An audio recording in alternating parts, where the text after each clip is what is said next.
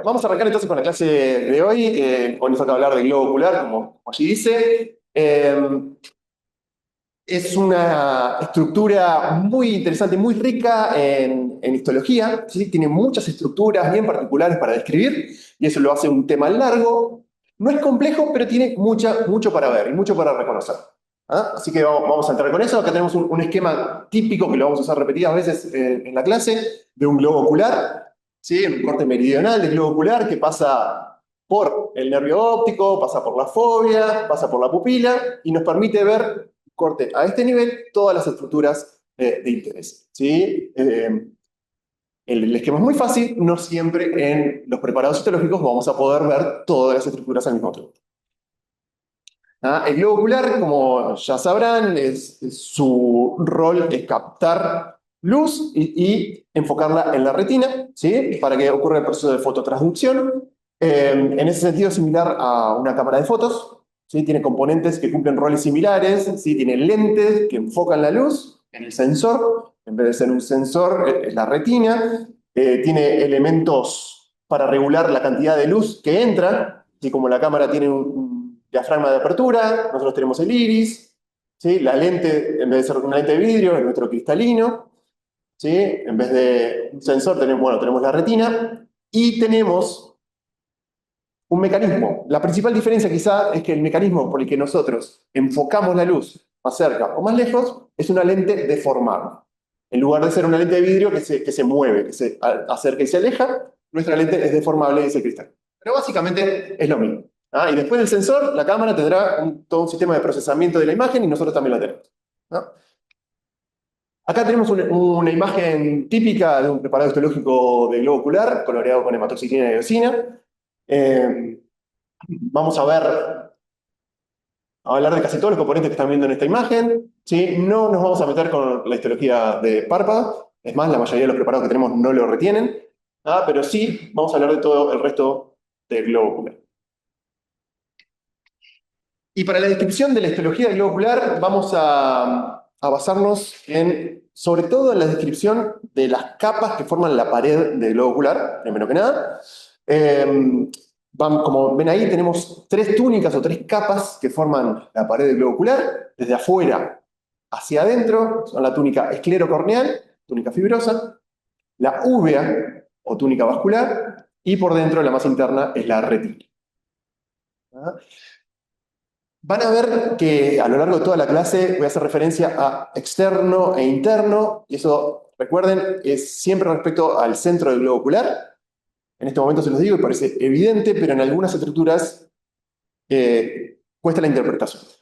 Y lo vamos a repasar. Siempre vamos a tratar de manejarnos desde afuera hacia adentro y desde anterior hacia posterior en la descripción de este orden. Acá hay otro esquema también de las distintas componentes de la pared del globo ocular. Sí, vamos a irlos viendo paso a paso. Primero, un pantallazo general, la túnica más externa, la esclerocorneal, está formada por la córnea en la posición más anterior, ¿sí? Del globo ocular, y en el resto del globo ocular, la esclerótica. Eh, Tiene diversos roles, por un lado, darle estructura, ¿sí? Al globo ocular, ¿sí? Firmeza, sobre todo a nivel de la esclerótica, pero también por la formación de la córnea, es uno de los que llamamos los medios dióptricos del globo ocular, los medios transparentes que ayudan a enfocar la luz hacia donde se tiene que enfocar, que es en la retina. También en esta túnica tenemos todo el aparato responsable del drenaje del humor acuoso, que es uno de los líquidos que está dentro del globo ocular, ¿sí? Y a nivel de la esclerótica vamos a ver el anclaje, el sitio de anclaje de la musculatura, ¿sí? Extrínseca del ojo. Eso es como el pantallazo de esta túnica. Por otro lado, la túnica media, la túnica vascular, ¿sí? Que se llama la úvea. Como su nombre lo dice, es una túnica vascular, va a estar muy vascularizada y uno de sus roles principales va a ser la nutrición, ¿sí? Y el intercambio de gases y nutrientes, sobre todo a nivel de la retina y del resto del globo ocular. También a nivel de la úvea tenemos estructuras responsables de la producción del humor acuoso, ¿sí? Ese líquido que está en el interior de la cámara anterior y posterior del globo ocular. Y la úvea va a ser el principal componente que va a formar las estructuras responsables de la acomodación de la luz, ¿sí? El control de la cantidad de luz que entra en el globo. Esos dos mecanismos. Está formada la uvea por iris en la posición más anterior, el cuerpo ciliar y después la coroides en la mayor parte del globo ocular. Por último, la túnica más interna es la retina. Así como ya sabrán, encontramos los fotorreceptores, ¿sí? Las células responsables de la fototransducción. También tenemos estructuras responsables de absorción de la luz. ¿Ah? Colaboran con el proceso de la producción de humor acuoso, ¿sí? Y tenemos una región que es la retina fotosensible, que es lo que en general pensamos en ella cuando hablamos de la retina, pero también hay toda una región de retina no fotosensible, ¿sí? Que recubre, por ejemplo, parte de lo que ya mencioné antes, como el cuerpo ciliar y el iris. ¿No? Así que tenemos todo eso en la pared del globo ocular. Y además de la pared tenemos compartimientos, que ya les estuve adelantando un poquito, pero dentro del globo ocular tenemos tres compartimientos básicos. Por un lado tenemos la cámara anterior del globo ocular, ¿sí? Que está por detrás de la córnea y delante del iris, ¿sí? De la superficie anterior del iris. Esta es la cámara anterior. Dentro de ella hay un líquido que es el humor acuoso. Por otro lado, entre el epitelio posterior del iris y el cristalino, tenemos aquí un espacio que es la cámara posterior, también con un líquido en su interior que es el humor acuoso. Y por último, detrás de esta estructura, que es el cristalino, que ya hablaremos de ella, ¿sí? Ocupando la mayor parte del globo ocular, tenemos la cámara vítrea, que dentro tiene una estructura gelatinosa que es el cuerpo vítreo. Otro de los medios dióptricos del globo ocular. ¿No? Bien, cuando digo medios dióptricos, estoy hablando de medios responsables de la refracción de la luz son medios transparentes y que enfocan los rayos de luz en la retina. Son muy importantes, obviamente, para la función del globo ocular. ¿Sí? Tenemos, por un lado, la córnea, el humor acuoso, el cristalino y el cuerpo vítreo. Y entre todos ellos se combinan para que los rayos de luz se enfoquen justo donde se tienen que enfocar. Bueno, vamos a ver un poquito más en detalle los distintos componentes de la pared del globo ocular. Y después, para lo último, vamos a dejar el cristalino. Enfoquémonos primero en la pared. Y yendo de anterior a posterior, vamos a hablar primero que nada de la córnea. ¿No?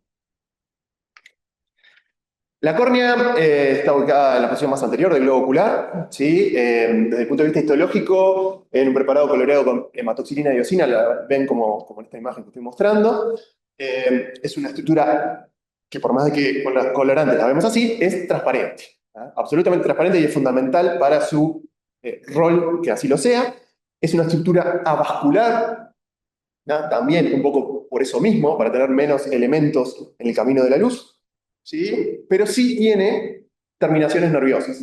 Y eso lo sabrán, si se llegan a tocar la córnea, les va a doler mucho. Sí, es muy sensible, tiene muchas terminaciones nerviosas, libres. En un preparado histológico, como ahí ven como en la animación, donde la pueden ubicar, definimos 5 capas en esta estructura, ¿sí? Desde anterior a posterior, encontramos un epitelio, ¿sí? El epitelio anterior de la córnea, es un epitelio estratificado plano. Luego una membrana, que la podemos ver ahí, es la membrana de Bowman. Ahora vamos a hablar de ellos. Luego la mayor parte del espesor de la córnea está ocupado por el estroma corneal. El estroma es un tejido conjuntivo denso, muy particular, muy regular, que ahora vamos a ver. Luego tenemos otra membrana, que es la membrana de De Smet, y el endotelio córneo, el epitelio plano simple.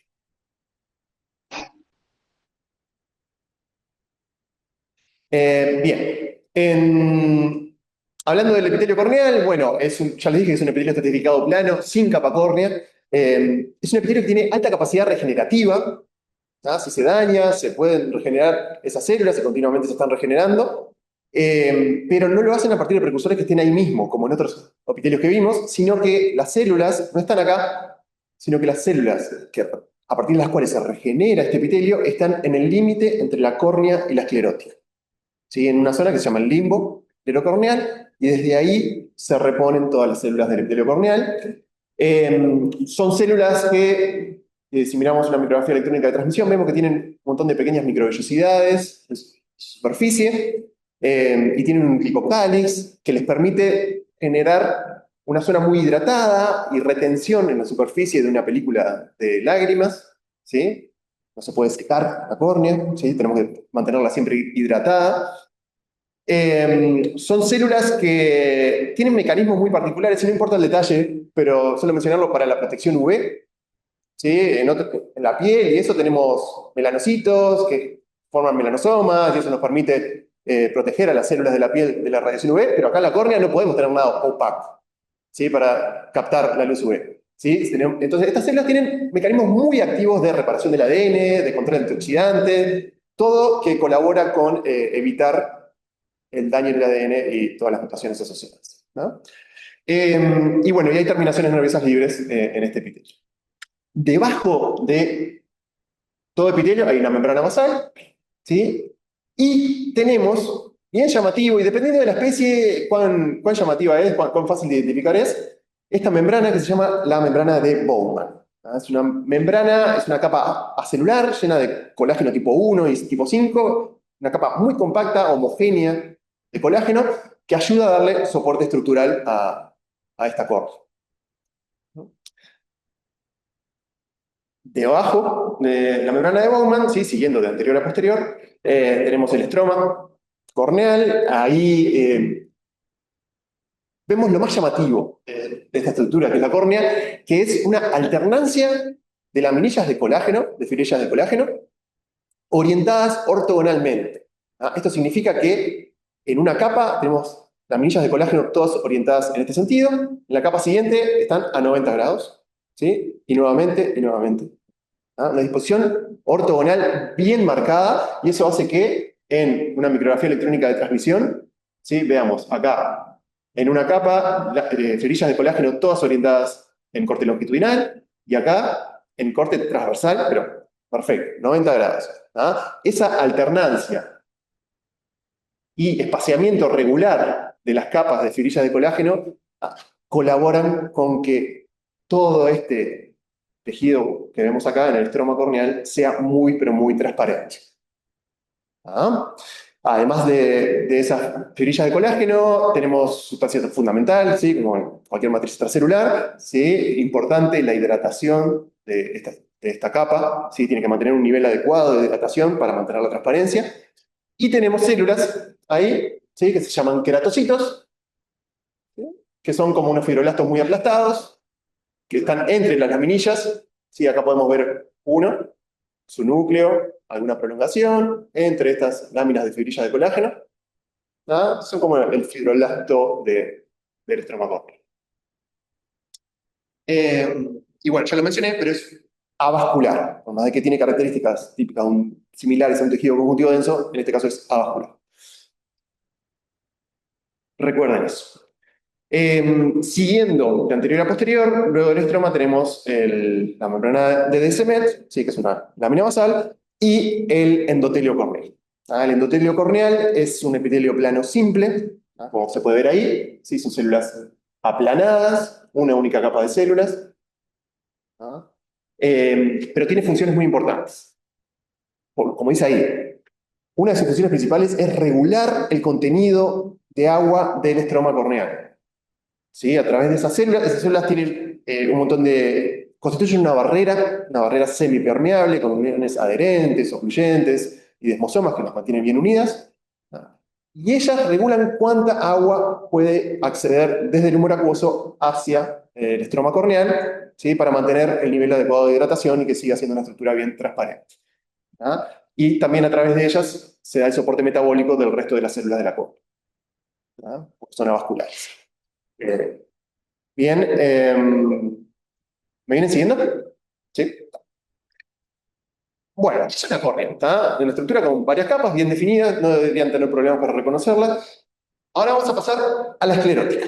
Ahí, como ven ahí en la animación, ¿sí? Pasamos de lo más anterior, la capa externa más anterior, a el resto del globo ocular. La esclerótica, a diferencia de la córnea, que era bien transparente, es opaca, y por eso la vemos blanca. Es bien opaca. Así tenemos otra vez un tejido conjuntivo denso, pero en este caso ya no tenemos esa orientación bien definida de laminillas de colágeno, sino que las fibras de colágeno van en múltiples direcciones, más irregular. Otra diferencia con la córnea es que acá sí encontramos vasos sanguíneos, es vascularizada, esclerótica. Es como una capa continua que rodea todo el globo ocular, excepto en un punto, ¿sí? O sea, excepto donde está la córnea, y aquí, a nivel de la salida del nervio óptico, ¿sí? Y entrada de vasos sanguíneos, a ese nivel se interrumpe, pero en el resto del globo ocular lo recubre, y su rol principal es darle firmeza, darle rigidez estructural al globo ocular, y es el sitio de inserción de los músculos extrínsecos del globo.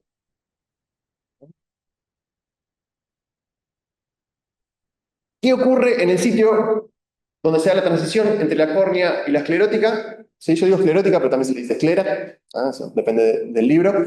En el sitio donde se da el contacto entre esas dos estructuras, la transición, tenemos lo que se llama el limbo esclerocorneal, ¿no?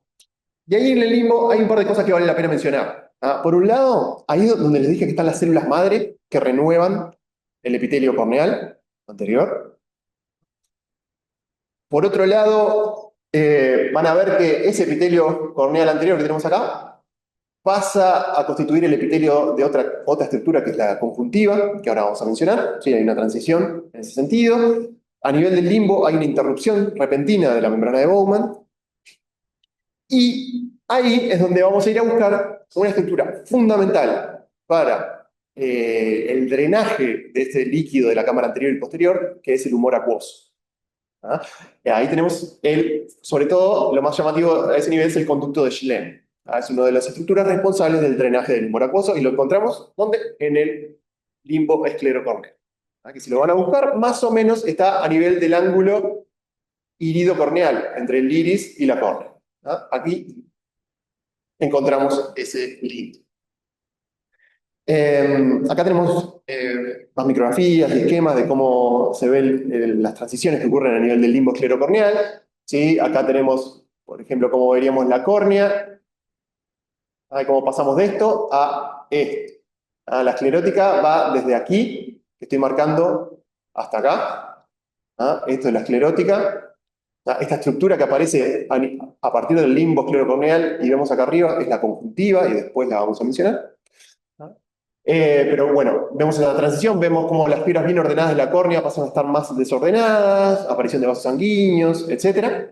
En la esclerótica, y todo lo relacionado al drenaje del humor acuoso está a ese nivel, como ya les dije. ¿Sí? Acá el señalador está marcado, está parado en la cámara anterior del globo ocular, ¿sí? Detrás de la córnea y anterior respecto al iris, cámara anterior.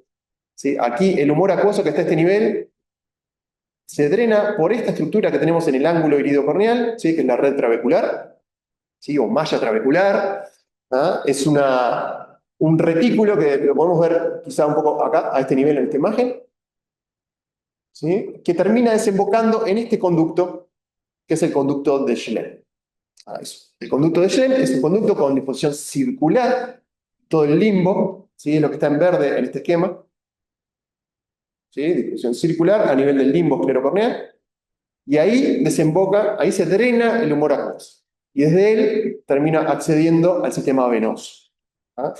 Si se llega a tapar el conducto de Schlemm, se aumenta la presión intraocular, y eso es perjudicial. ¿Sí? La circulación del humor acuoso dentro de la cámara posterior y anterior del globo ocular ocurre como se muestra acá en este esquema. ¿Sí? El humor acuoso es producido a nivel del cuerpo ciliar, eso lo vamos a ver ahora, en la cámara posterior. A través de la pupila fluye hacia la cámara anterior, y en la cámara anterior se drena aquí por la red trabecular y el conducto de Schlemm, y luego accede hacia venas del limbo esclerocorneal, venas de la esclerótica y a la circulación general. Este es como el camino del humor acuoso dentro del globo. Les mencioné que hay una estructura que se llama la conjuntiva.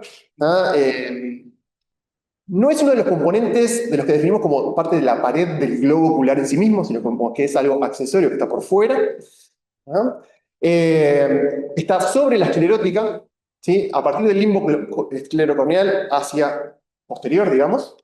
¿Sí? Acá teníamos la córnea, acá tenemos el limbo, y en el sitio donde ocurre la transición entre córnea y esclerótica, bueno, por sobre la esclera aparece esta capa que es la conjuntiva. Es una membrana mucosa constituida por un epitelio, ¿sí? Y una lámina propia de tejido conjuntivo subyacente. ¿Ah? Recubre toda la parte de la esclerótica y el interior de los párpados, ¿sí? La conjuntiva vulvar y la conjuntiva palpeoral. Y es lo que nosotros vemos tan vascularizado cuando miramos el globo ocular, sobre todo frente a un proceso inflamatorio, ¿sí? O infecciones, conjuntivitis, justamente es una inflamación de esta membrana mucosa que está por encima por fuera de la esclera, ¿ah? De la esclerótica. ¿Ah?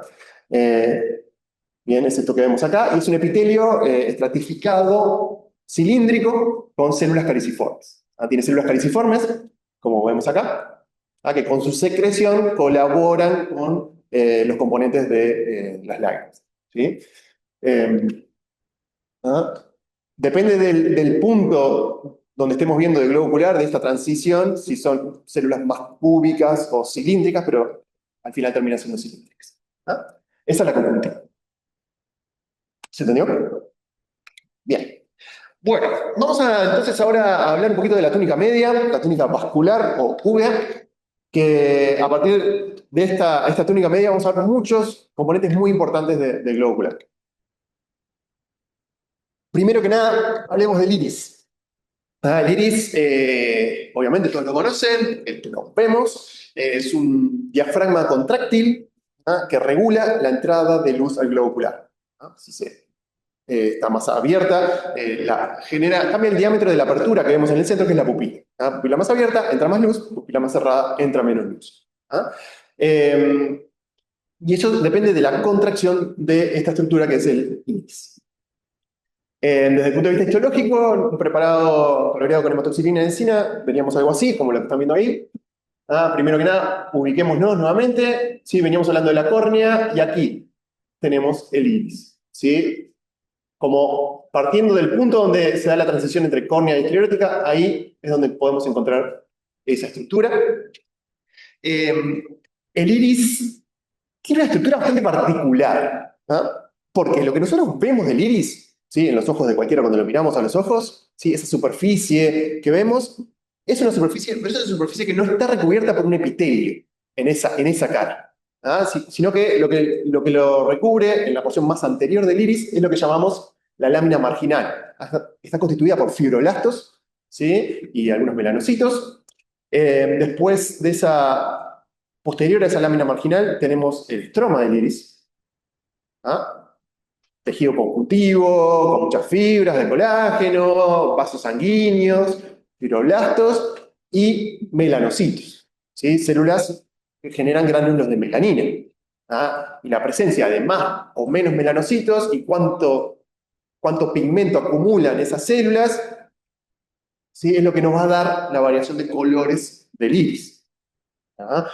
Recuerden que el único pigmento que tenemos en el iris es de color marrón, es la melanina. Pero la presencia de más o menos gránulos de melanina a ese nivel y cómo se ordenan las fibras de colágeno en el iris da la variación de tonalidades que vemos como el color de ojos.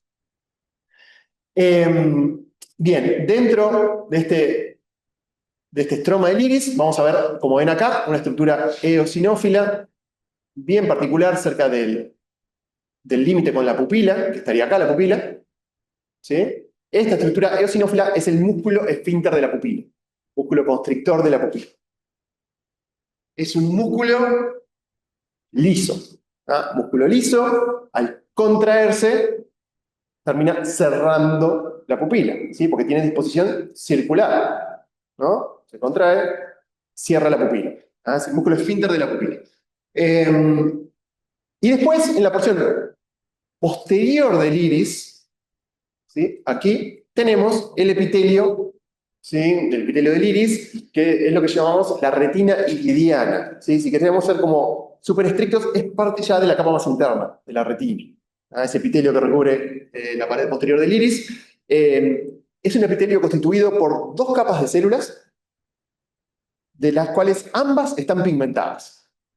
Como la ven ahí, ven que se ve todo oscuro, bien marrón. Acá, por más de que no se distinga con este aumento, hay dos capas de células y ambas están pigmentadas. Tenemos una de esas capas, es el epitelio pigmentado posterior del iris, ¿sí? Es el que está en contacto con la cámara posterior, acá. Y anterior respecto a este, que con este aumento no se ve bien, está el mioepitelio pigmentado anterior. Y ahí hay una diferencia. Estas son células mioepiteliales. Son células epiteliales con prolongaciones contráctiles. Y esas prolongaciones contráctiles, la suma de todas esas, constituyen el músculo dilatador de la pupila. Entonces hay una diferencia que tienen que recordar entre el músculo esfínter, que es un músculo liso, y el músculo dilatador, que son las prolongaciones contráctiles de estas células mioepiteliales. Bien, acá tenemos a mayor aumento lo mismo, y todas las estructuras que les estuve mencionando. ¿Sí? Vemos la lámina marginal en la posición más anterior. Sí.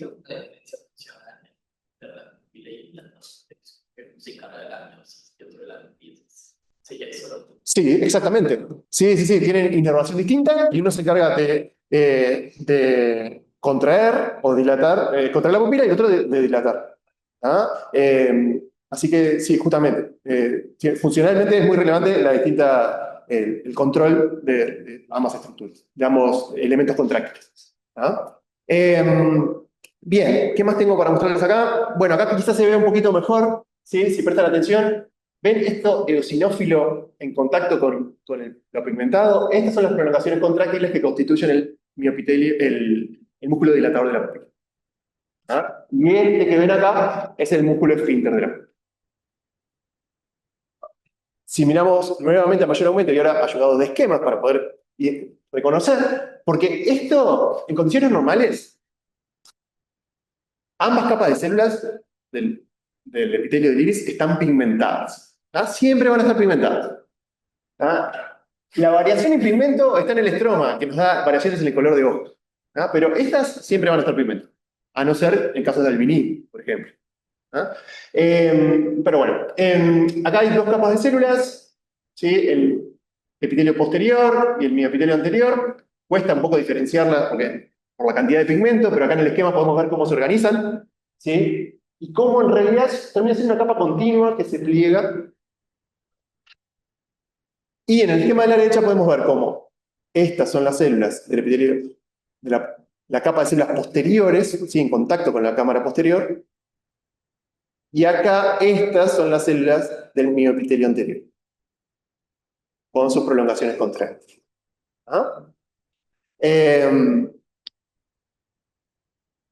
Una particularidad y que se ve en el esquema que tenemos acá es que estas células epiteliales están orientadas, están enfrentadas, ¿no? La lámina basal de las células del epitelio posterior del iris está acá, en contacto con la cámara posterior.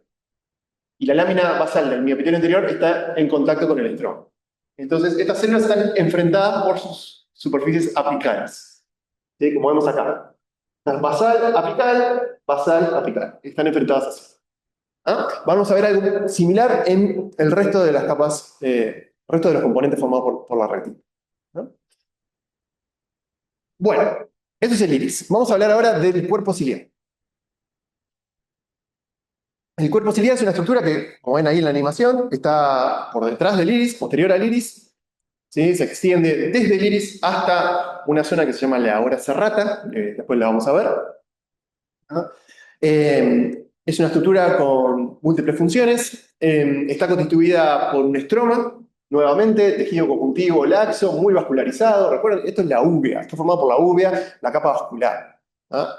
Muy vascularizado. En ese estroma encontramos un músculo, ¿sí? Músculo liso, que es el músculo ciliar, músculo muy importante para el mecanismo de acomodación. La contracción o dilatación del mismo va a regular la forma del cristalino. Eso lo vamos a ver ahora. Y también va a estar recubierto por un epitelio. En este caso, completamente recubierto por un epitelio, que es lo que llamamos la retina ciliar. Y a diferencia de lo que vimos en el iris, que teníamos dos capas pigmentadas en ese epitelio, en el cuerpo ciliar vamos a ver una capa pigmentada y una no pigmentada. Entonces, cuando yo les muestro una micrografía óptica del cuerpo ciliar o del iris, ¿sí? Centrándome en el epitelio que lo recubre, deberían poder reconocerlo por eso. El iris tiene dos capas de células pigmentadas y el cuerpo ciliar una pigmentada y una no.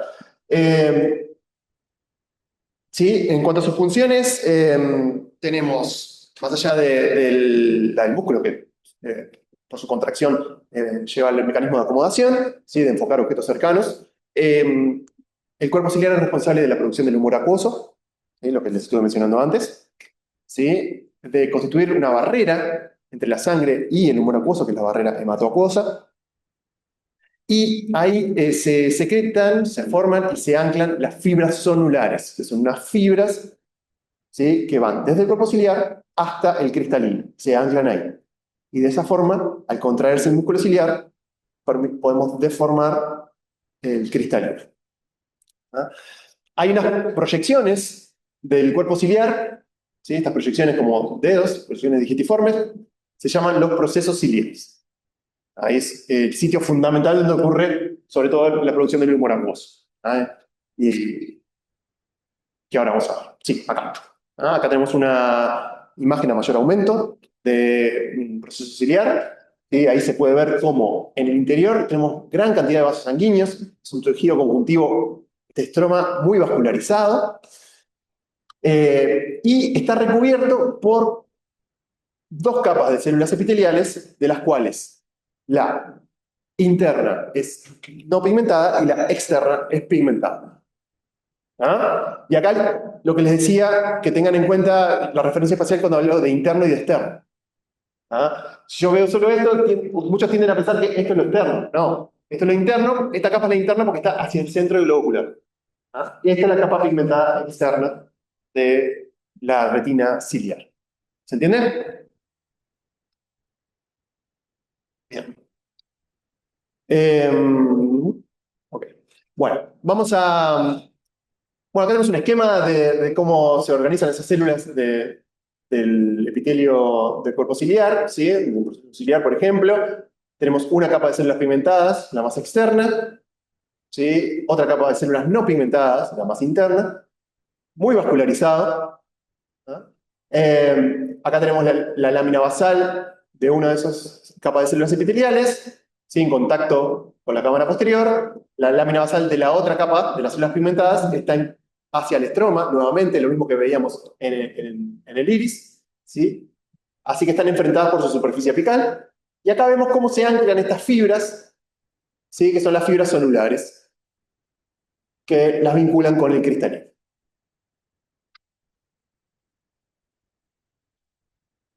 Bueno, el músculo ciliar, ya les mencioné, que por su contracción o distensión lleva a cambios en la forma del cristalino, es el proceso de acomodación, que como ven acá en el esquema, ¿sí?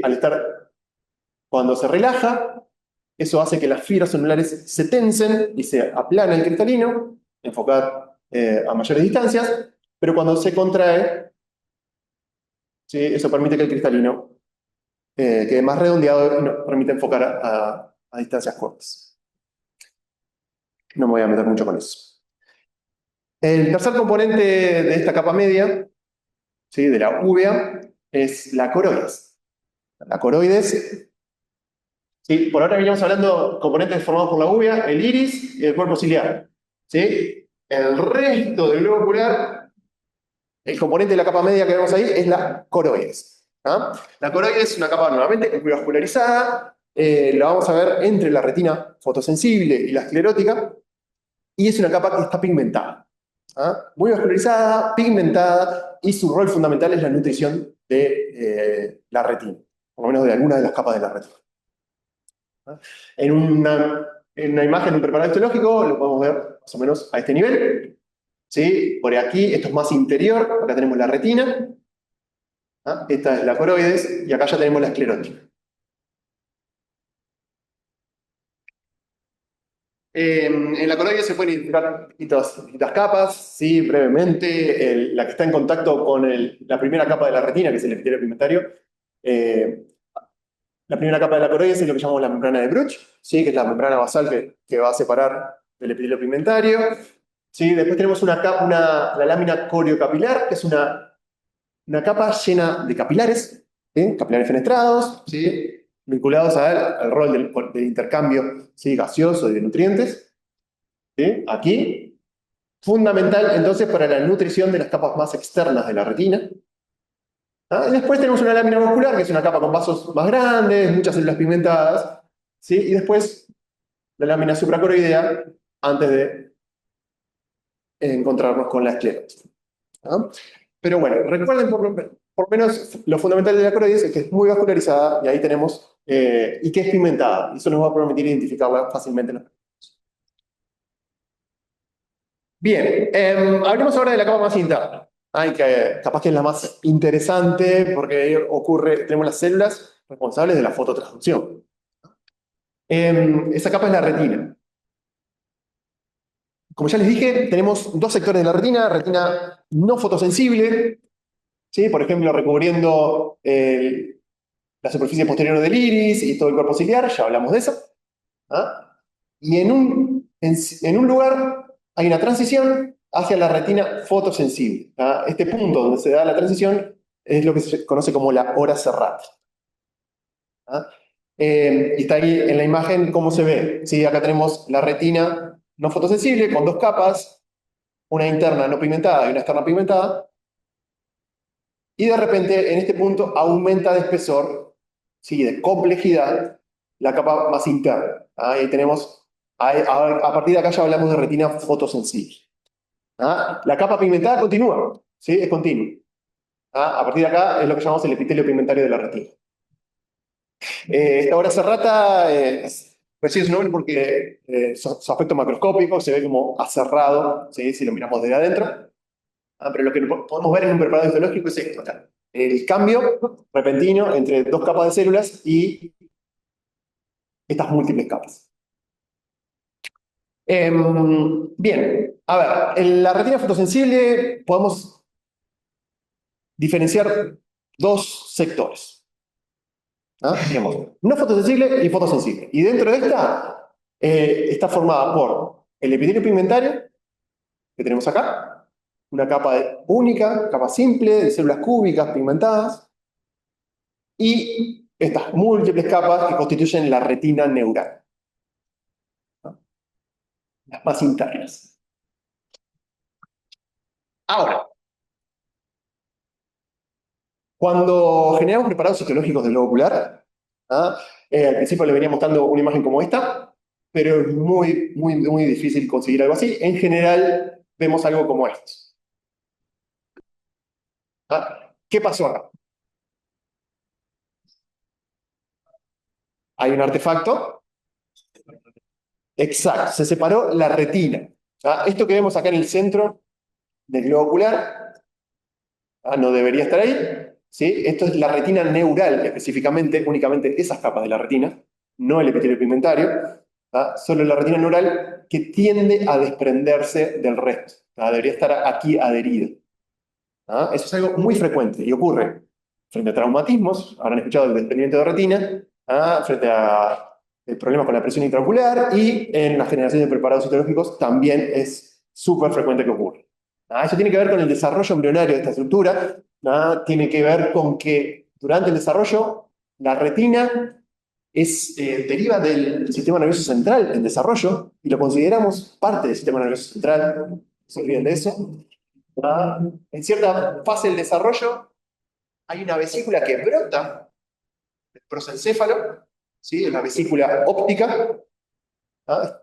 Esa vesícula óptica, por interacción con el ectodermo que está por fuera, y esto lo van a ver mejor el año que viene en tren, pero por interacción con el ectodermo, a este nivel se da un proceso de inducción que hace que esa vesícula, que era una estructura así, redondeada, se invagine. Y pasa a ser de vesícula a copa óptica. Al mismo tiempo que se empieza a formar el cristalino a partir del ectodermo superficial, ¿ah?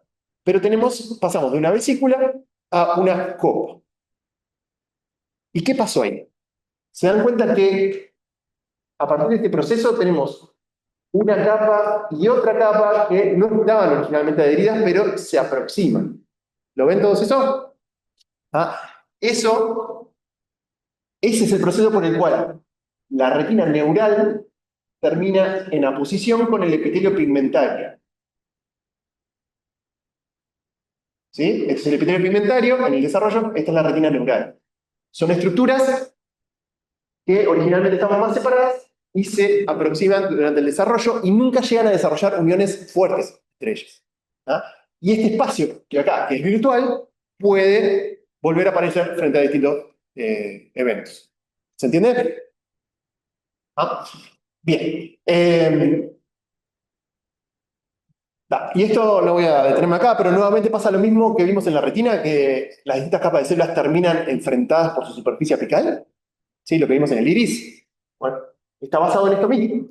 ¿Sí? Lo que era una vesícula con su superficie basal acá y apical acá, cuando se pliega, terminan enfrentadas las dos capas de células por sus superficies apicales. ¿Ah? Y de esta forma, tanto a nivel del iris, como del cuerpo ciliar, como de la retina fotosensible, las membranas basales están en la porción más periférica y las capas celulares están enfrentadas por su superficie más apical. Bien, vamos a ver un poquito más sobre la retina neural. En la retina fotosensible, en general, definimos 10 capas. ¿Ah? No son 10 capas de células, como vamos a ver ahora, son 10 capas de estructuras. En general tendemos a numerarlas desde afuera hacia adentro. ¿Sí? La capa 1 es el epitelio pigmentario de la retina. Luego tenemos la capa de fotorreceptores, conos y bastones.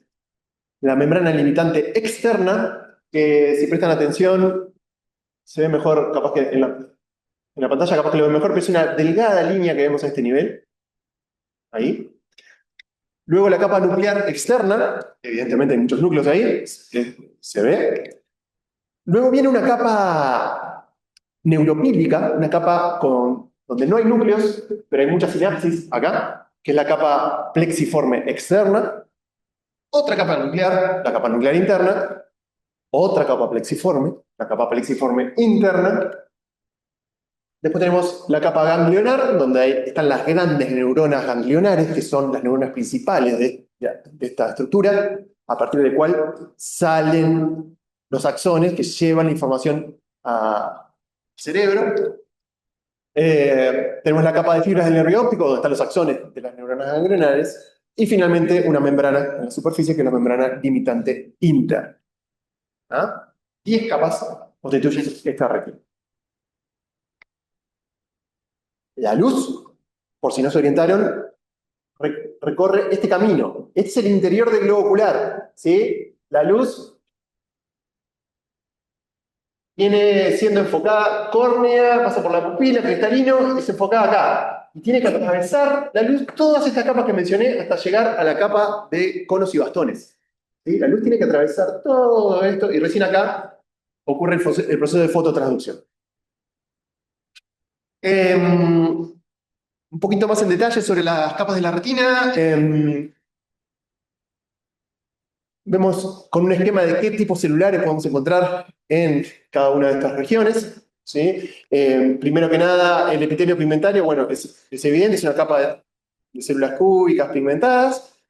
La capa de conos y bastones se llama así porque ahí está el segmento externo e interno de las células fotorreceptoras, que son los conos y bastones. ¿Ah? Solamente esa parte de la célula está ahí, pero es donde ocurre la fototransducción. La membrana limitante externa es esa línea que les describí a este nivel, ¿sí? Eosinófila, que no es una membrana en sí, sino que es el sitio donde hay toda una hilera de uniones adherentes entre unas células gliales que hay ahí, que son la glía de Müller, y los conos y bastones. Una gran densidad de uniones a ese nivel que se terminan viendo como una línea y se describe como la membrana limitante externa. En la capa nuclear externa vamos a ver los núcleos, los somas de las células fotorreceptoras. ¿Sí? En la capa plexiforme externa es donde tenemos prolongaciones de estas células fotorreceptoras, ¿ah? Y ocurre la sinapsis entre ellas y las neuronas siguientes en la vía. ¿Sí? Por ejemplo, neuronas bipolares, como tenemos acá, ¿sí? Neuronas horizontales, ¿sí? También. ¿Ah? Esa sinapsis ocurre en la capa plexiforme externa. Luego tenemos la capa nuclear interna, donde están los núcleos de estas otras neuronas de la vía, ¿sí? Los núcleos, los somas de las neuronas bipolares, horizontales y de otras que se llaman amácrinas.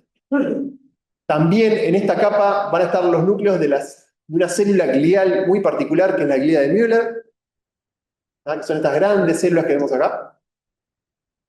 Los núcleos también están en esta capa. Luego tenemos la plexiforme interna, donde ocurre la sinapsis entre, por ejemplo, las bipolares y las células ganglionares, ¿ah? Otra capa neuropílica con mucha sinapsis. ¿Sí? En la capa ganglionar están los somas de las neuronas ganglionares que ya mencioné. En la capa de fibras del nervio óptico, los axones de estas neuronas. ¿Ah? Estos axones van a recorrer y eventualmente van a formar el nervio óptico. Y finalmente la membrana limitante interna, ¿no? En este caso sí es una membrana real, hay una membrana basal ahí. ¿Sí? Y como dice en esta imagen, lo que define las membranas limitantes internas y externas es la glía de Müller. ¿Ah? Son estas células gliales que tienen su soma a este nivel, su núcleo a este nivel, pero emiten prolongaciones que van desde membrana limitante externa hasta membrana limitante interna.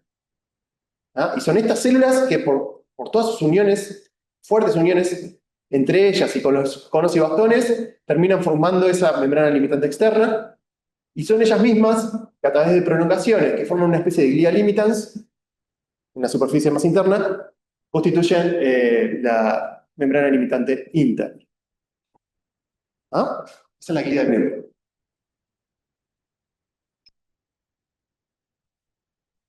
Bueno, hablemos del epitelio pigmentario. El epitelio pigmentario, por más de que no sea parte, no es la retina neural, que capaz que le llama más la atención, tiene un papel fundamental. ¿Ah? El epitelio pigmentario es una capa, un epitelio simple cúbico, son células que tienen microvellosidades, como ven ahí en la micrografía electrónica.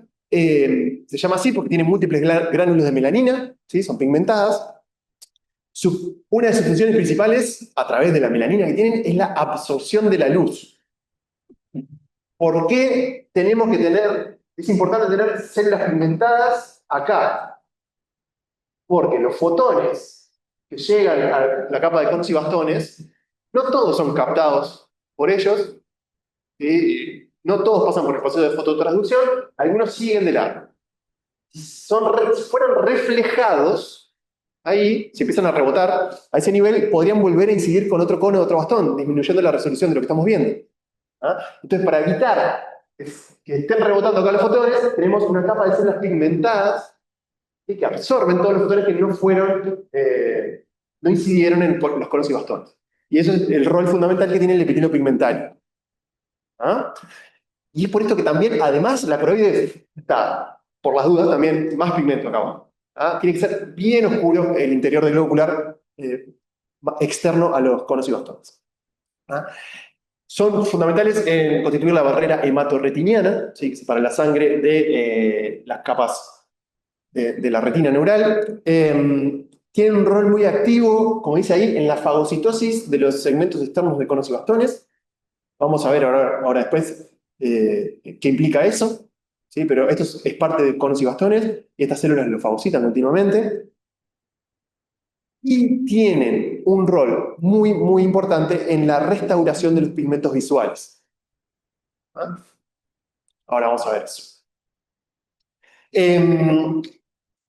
Conos y bastones, ¿sí? Las células fotorreceptoras. ¿Ah? Tenemos de dos tipos. Tienen muchas características comunes. ¿Ah? Por más de que la forma es un poco distinta, de ahí viene su nombre, comparten ciertas características. Todas tienen una prolongación fotorreceptora, ¿sí? Que es todo esto en el bastón y todo esto en el cono. Esa prolongación fotorreceptora está constituida por un segmento externo, ¿sí? Que es este de aquí, en el caso del bastón, este de aquí en el caso del cono. En ese segmento externo es donde están todos los pigmentos visuales, donde ocurre la fototransducción. ¿Ah? También ese segmento externo, a través de un pedículo de conexión, una especie de cilio modificado, se conecta con otro segmento que se llama segmento interno. ¿Ah? Acá también, segmento externo, segmento interno. ¿Ah? Luego tenemos una región donde está el soma de esa célula, tanto de bastón como de cono. Una prolongación que se llama la fibra interna, ¿ah? Ambos la tienen, y termina en una terminal.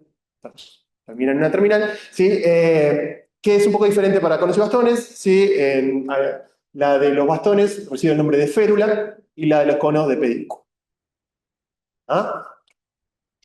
Lo que está en la capa de conos y bastones es cemento externo e interno. De bastón, cemento externo e interno de cono. ¿Ah? Eso es lo que está en la capa, lo que llamamos la capa de conos y bastones. ¿Ah? Solamente esa parte de la serie. Ambas tienen, y lo que lleva a su función, tienen lo que llamamos pigmentos visuales. ¿Ah? Que está constituido por una proteína, llamamos una opsina, de distintos tipos, conjugada con un micromóforo derivado de la vitamina A, que es el retinol. ¿Ah? Dependiendo de cuál proteína tenga, qué tipo de célula fotorreceptora será. ¿No? ¿Qué son las similitudes? Bueno, ¿qué diferencias tienen conos y bastones? Los bastones, como ya saben, son células que son más sensibles a la luz. Tienen un pico de absorción de luz con una longitud de onda cercana a los 500 nanómetros. Está cercano de ahí entre el azul y el verde. Pero al ser de un único tipo, nos da visión monocromática, ¿sí? En tonos de gris, simplemente. Su pigmento visual es la rodopsina. ¿Ah? Por otro lado, los conos son menos sensibles a la luz, pero nos permiten la visión diurna. ¿Por qué? Porque tenemos, bueno, son menos sensibles a la luz y nos permiten la visión a color también. Porque tenemos tres tipos de tonos. ¿Sí? Los conos S, M y L, que reciben su nombre por la longitud de onda a la que son más sensibles. ¿Sí? Cortas, medianas y largas longitudes de onda. ¿Sí? Azul, verde y rojo. Y sus pigmentos visuales son las fotopsinas o iodopsinas, ¿sí? Que tenemos tres tipos, y de ahí es que cambian la sensibilidad a distintas zonas del espectro electromagnético. ¿No? Bien. Desde el punto de vista de la ultraestructura de conos y bastones, lo más llamativo es lo que ocurre a nivel del segmento externo. Acá tenemos una micrografía electrónica de transmisión de un bastón y aquí de un cono. ¿Ah? En ese segmento externo, lo más notorio es la presencia de múltiples discos membranosos en su interior que están completamente cargados de estos pigmentos visuales y proteínas accesorias para todo el proceso de fototransducción. Hay una diferencia entre cómo se organizan esos discos en los bastones y en los conos. En los bastones, esos discos membranosos son discos propiamente dicho, separados y están dentro del citoplasma de la célula. ¿Sí? Son discos independientes que están aquí adentro. Discos completos, mientras que en el cono son más bien como invaginaciones de la membrana plasmática. Como capaz que se nota mejor en la izquierda. Pero básicamente lo mismo, son regiones. Siempre que tenemos mucha membrana plegada es porque queremos tener gran cantidad de superficie donde meter proteínas de membrana que cumplan una función. Y acá ocurre eso. Al tener estos discos aplanados, tenemos mucha superficie de membrana donde se insertan estas proteínas vinculadas con el proceso de fototransducción, y que es un proceso muy complejo y que está activo continuamente. Sobre la fototransducción, no voy a entrar en detalles, solamente mencionar que, ya lo sabrán por el curso de neurociencia, pero que en la oscuridad, ¿sí? La opsina de la que estamos hablando está inactiva, es decir, está asociada al 11-cis retinal. En esa situación, la guanilato ciclasa en la membrana de los discos, por ejemplo, de los bastones, está activa en ese estado, continuamente produciendo GMP cíclico a partir de GTP, y ese GMP cíclico activa canales de sodio en la membrana, sensibles a GMP cíclico. ¿Ah? ¿Eso qué hace? Despolariza la membrana y lleva a que esta célula libere neurotransmisor, ¿sí? Su neurotransmisor, el glutamato. ¿Ah? En oscuridad estaría continuamente liberando, despolarizada, liberando neurotransmisor, mientras que cuando llega algún fotón, ¿sí? Interacciona con el 11-cis retinal y lo convierte en transretinal. ¿Ah? Eso hace que se activa la opsina. ¿Ah? Al activarse la opsina, se asocia a una proteína G, recuerdan de biología celular, ¿sí? Y esa proteína G termina activando una fosfodiesterasa. ¿Ah? Fosfodiesterasa, ¿qué hace? Rompe enlaces fosfodiéster, ¿ah? Agarra el GMP cíclico y lo corta, ¿ah? A GMP. ¿Ah? ¿Qué ocurre con eso? No hay tanto GMP cíclico, no se cierran estos canales de sodio y se hiperpolariza la membrana y deja de liberar tanto neurotransmisores así. ¿Ah? Y es así que básicamente va a ocurrir el proceso de fototransducción. En el medio de este proceso, ¿qué pasó cuando el fotón hizo que el retinal cambie entre estos dos estados? Se liberó. ¿Ah? El transretinal se libera del cono bastón y pasa a la célula del epitelio pigmentario de la retina, donde se regenera. ¿Ah? Regeneramos el 11-cis retinal a partir del transretinal. ¿Ah? Y ese es uno de los roles que les había mencionado del epitelio pigmentario. ¿Ah? Por eso es importante la interacción entre esos dos células. ¿Se entendió? ¿Sí? Bueno, todos saben que tenemos tres tipos de conos distintos, eso nos permite la visión a color, ¿sí? Tricromática, este es el espectro, un esquema del espectro de absorción de los tres conos que tenemos. El verde y rojo están bastante cercanos, el azul un poco más alejado. No tiene por qué ser así, ¿sí? Otras especies tienen tres conos pero con un espectro distinto, por ejemplo, más sensible a la luz UV, ¿sí? Y más separados los espectros, o pueden tener cuatro o más conos distintos, ¿verdad? Que permiten ser sensibles a distintos sectores del espectro electromagnético. ¿Ah? El cono, las opsinas, ¿sí? De cono azul están, es un gen que lo codifica, que es autosómico, mientras que las opsinas de los conos verdes y rojos están en cromosoma X. ¿No? Por eso las explicaciones como el daltonismo tienden a ser las asociadas a verde y rojo vinculadas al sexo, por lo general con mayor frecuencia en varones. Bien, sigamos con la vida. Hablamos de la fototransducción y de que se estimulaba o no el cono o bastón, y eso hace que libere o no neurotransmisor. ¿Dónde lo libera? En la capa plexiforme externa, donde está haciendo sinapsis con las siguientes neuronas de la vía. ¿Ah? La principal de ellas, la neurona bipolar. Como su nombre lo dice, ¿sí? Es una neurona con morfología bipolar, prolongaciones por un lado, prolongación para el otro, ¿ah? Y conecta estas dos capas de células. ¿Ah? También ahí a ese nivel hace sinapsis con neuronas horizontales. Como su nombre lo dice, se disponen horizontalmente. ¿Ah? La sinapsis de los fotorreceptores con las siguientes neuronas en la retina es bien particular. ¿Ah? Ahora vamos a ver. Esas terminales tienen una forma particular, se llama esférula en el caso del bastón y pedículo en el caso del cono. Tienen una estructura que es bastante llamativa y es particular de ahí y del oído, que son las cintas sinápticas. ¿Ah? Que se ven más o menos así en una micrografía electrónica de transmisión. ¿Ah? Acá tenemos el componente presináptico, aquí arriba, ¿sí? La férula del bastón. Acá tenemos algunos elementos postsinápticos, ¿sí? Dendritas de neuronas horizontales o de la bipolar. En el presináptico, como ya saben, es una sinapsis química, tenemos muchas vesículas sinápticas. Y lo que llama la atención, más allá de la conformación espacial a nivel de la esférula, del bastón y del pedículo del cono, es que hay unas estructuras electrondensas que no encontramos en general en las otras sinapsis que vimos, ¿sí? Que se llaman cintas sinápticas. ¿Es esto electrondenso que vemos acá, como una línea? En el esquema, es un esquema con la misma orientación frontal de esto que se llama la cinta sináptica, y esto como visto con una vista lateral. ¿sí? Tiene como forma de herradura. ¿Ah? Es una estructura electrondensa que se ve tanto a nivel de bastones como de conos. La de los conos tiende a ser más cortas, la de los bastones más largas, y aparentemente estarían vinculadas con mantener esa alta tasa de liberación de neurotransmisores continua que tienen este tipo de sinapsis.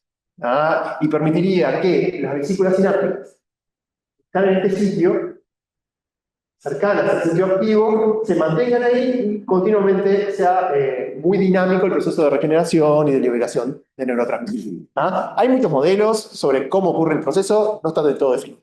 ¿No? Pero lo que sí vemos es la cinta sináptica, eso lo vemos con la micrografía electrónica de transmisión. ¿No?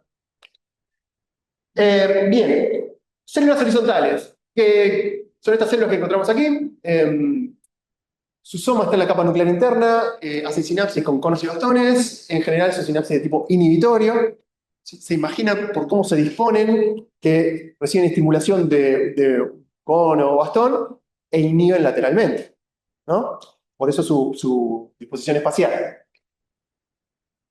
Por otro lado, las neuronas bipolares se organizan de otra forma, ¿sí? Conectan las distintas capas de neuronas con la siguiente. Su soma está en la capa nuclear interna, tiene dendritas en la plexiforme externa, haciendo sinapsis con conos y bastones, y su axón se dirige hacia la plexiforme interna. ¿Ah? Y ahí hace sinapsis con neuronas ganglionares, sobre todo, ¿ah? Y también con las amígdalas. ¿Ah? Es una neurona de tipo que constituye sinapsis de tipo excitatorias. ¿Ah? Hay distintos tipos de neuronas bipolares, no me voy a meter con eso. Algunas asociadas a bastones o conos, unas que se despolarizan a la presencia de luz o en la oscuridad. No me voy a meter con eso. Y me estoy quedando sin materia. Bueno, células amácrinas, otro tipo de células con disposición horizontal, inhibitoria, pero ya a nivel de la capa plexiforme externa e interna, perdón, hacen su sinapsis. Y no me puedo quedar sin mencionar a las neuronas ganglionares. La neurona ganglionar, ¿sí? Que su soma está en la capa ganglionar. ¿Ah? Son neuronas grandes, ¿ah? Uno las puede identificar fácilmente, tiene un núcleo eucromático, núcleo viviente, un soma basófilo, fácil de distinguir. ¿Ah? Y son neuronas grandes cuyo axón va a constituir la capa de fibras del nervio óptico y va a salir efectivamente por el nervio óptico. ¿Ah? Sus dendritas están en la capa plexiforme interna. Y bueno, y pueden contactar o con una o con varias neuronas bipolares.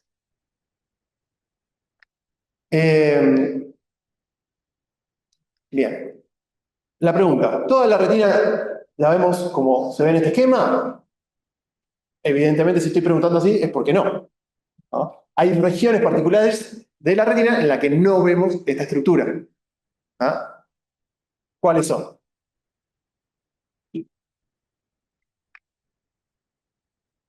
Por un lado, la fovea, ¿sí? La fovea central, el sitio de mayor agudeza visual, tiene una organización un poco distinta a lo que estamos viendo en esa imagen. Y por otro lado, el disco óptico, el sitio de emergencia del nervio óptico, también ahí vemos algo distinto. ¿Ah? En la fovea, como ya les dije, es la región de mayor agudeza visual. Ahí es donde tenemos la mayor densidad de conos, están ahí. ¿Sí? Si vemos acá un esquema graficando en oscuro la densidad de conos, están casi todos en mayor abundancia ahí a nivel de la fovea central, mientras que los bastones abundan en la periferia y no tenemos presencia de ellos en la fovea. Es muy llamativa porque es una región donde el resto de las capas, más allá de la capa de conos y bastones, se desplazan. ¿Y eso qué permite? Que los fotones sí puedan incidir directamente en los fotorreceptores, en los conos. ¿Ah? Sin que sea alterado por todos los otros elementos de la retina que están a ese nivel. ¿Ah? Y está rodeado por una zona que se ve amarillenta, que se llama la mácula. Se ve más o menos así. Estaban preparados que justo pase por la fobia, que no es muy sencillo. ¿Ah? Veríamos algo así. Acá tenemos las capas que describimos de la retina y a nivel de la fobia están como desplazadas. ¿Ah? Y prácticamente pueden distinguirse solamente neuronas ganglionares o en menor nivel. Incluso puede ser mayor medida el desplazamiento que lo que estamos viendo hoy. Si yo les muestro este esquema de un globo ocular, ¿no? Con, ¿sí? Acá tendríamos la pupila, el cristalino, la retina con los fotorreceptores, todos los axones que salen de ellos y constituirán el nervio óptico. ¿Qué está mal en este esquema? Hay algo mal.